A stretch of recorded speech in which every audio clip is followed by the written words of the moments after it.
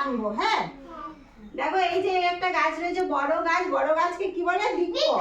কি বলে? বৃক্ষ।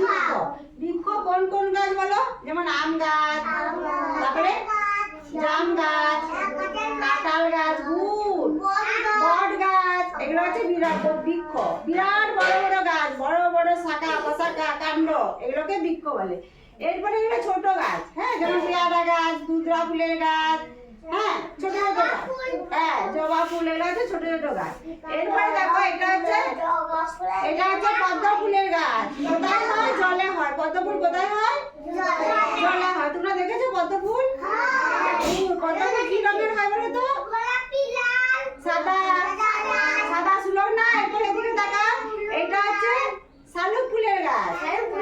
শালুক ফুল দেখেছো তো? জলে হয়। হ্যাঁ, এরপরে হচ্ছে ক্যাকটাস জাতীয় গাছ। দেখো অভিজিৎ, দেখো এরপরে এটা হচ্ছে লতানো গাছ। এটা কি গাছ?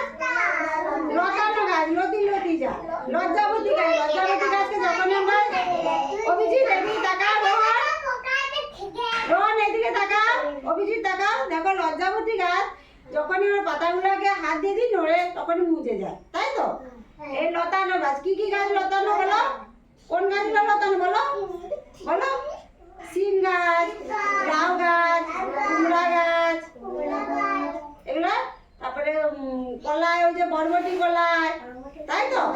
হ্যাঁ, বরবটি গুলা ঝুলে শুনো না, এদিকে দেখা, এগুলো হচ্ছে লতি লতি যায়, যেগুলো কলমি শাক লতি লতি যায়, পটল, ঝিঙা, তাই তো? এরপরে এগুলো দেখো মনসা গাছ। মনসা গাছে কি থাকে বলো তো?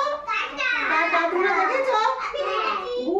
তাহলে আমরা এখানে কত গাছ রয়েছে, লতানো গাছ রয়েছে, পদ্ম ফুলের গাছ, বৃক্ষ।